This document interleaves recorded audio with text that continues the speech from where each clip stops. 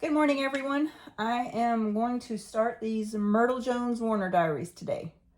I'm going to give you a little bit of background first. Myrtle Susan Jones was born to Edward Clayton Jones and Anne Susan Thurman in 1870. Myrtle was married to Emery Lee Warner. They did not have any living children. It was just the two of them. Myrtle was the sister to my great-grandfather, Eldon Jones. Eldon died in 1909 in a coal mining accident. It collapsed and crushed him. Myrtle's parents had 3 children. Myrtle's mother, Anne, was Edward's 3rd wife. He was married 4 times. He outlived his first 3 wives. He had no children with his 4th wife, just the first 3. So Eldon, Myrtle, and Emery, which she calls Sonny in the journals, were her only full siblings.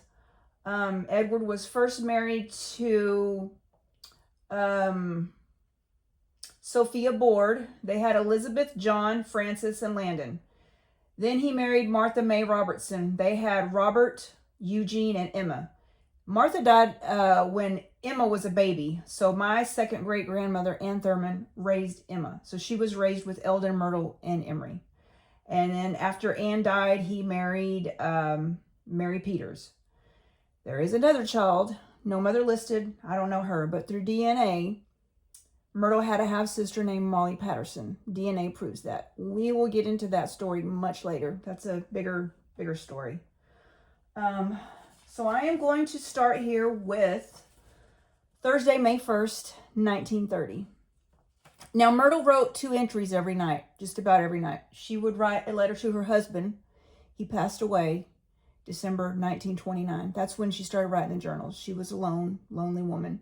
So she would write to her husband every night, and she would write in her little black book, as she called it. And usually they were about the same thing. Sometimes they were different. I'll go over that later. I may read one or the other. I may read both. Depends on what she writes. So here we go.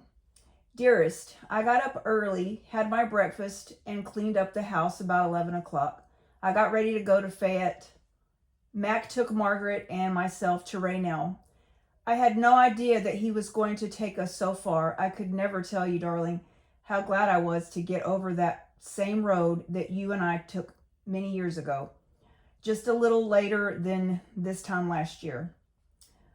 The last time, dear, we went to see if we could find and get any of those wild white honeysuckle bushes. We stopped away up on Sewell Mountain, where we had found and gotten the other varieties of the wild honeysuckles. And dear, we found a large bush of the whites that you found, darling, and I was so proud of it. We brought it back home and put it out close to where little Gardner and Billy are buried. Gardner and Billy were their dogs. She talks about them a lot. I mean, they were like their children. They were buried near the cottage on the back of our lot. When I think of now, darling, I am so sorry I worried you with it, for I know now that you was not well. Emery, forgive me, dear. I did not know. If I had known the bad condition of your poor heart, you should not have worried digging and lifting that bush. Dear, I am so sorry. I can never forgive myself.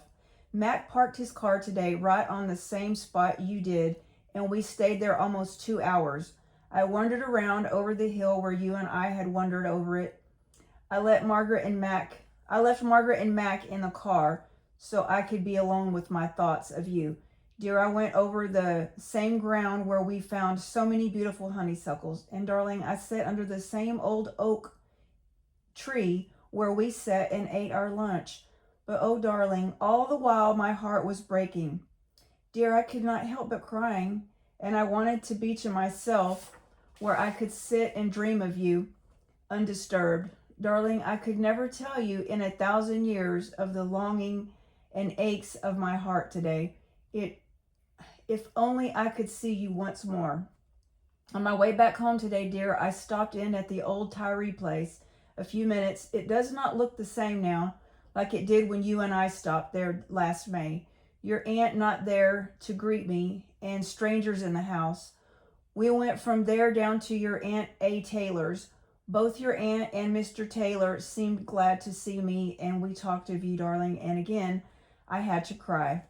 Mr. Taylor went out and got cream and cake, and they were so kind and wanted me to come up and spend a week or so with them sometime soon. Dear, I am so tired. It was almost 8 p.m. when we finally got back home. But oh, my Emery, I was so glad to get to go over to that road and to that place we had been together over together once more. Good night, my Emery. Mine still through all eternity. Good night, dear. And then this is going to be May 1st, 1930, continued Thursday. No, that's not it. Let me go back here to the back page. May 2nd, 1930. Dearest, I got up feeling so tired from the long drive yesterday, but after breakfast I went out and put some honeysuckle bushes that I got yesterday. Then they may not live, dear, because I just pulled them up and had nothing to dig them out with. After I put the bushes out, I rested for a while, and then I had all my much cleaning to do. I am so tired, dear. I can hardly sit up to write. And oh, darling, I am so lonely without you. To know that I can never, no more, see you almost kills me. Good night, dear. I pray God that your dear spirit comes to me in my dreams. Darling, I hope some of the honeysuckle bushes live, for I put them out in memory of you. That's it. And that's all I'm going to read now. I'm going to get started with these 2 days, see how it goes, and you guys give me some feedback. Give me some ideas. If I could do something different, let me know. Thank you.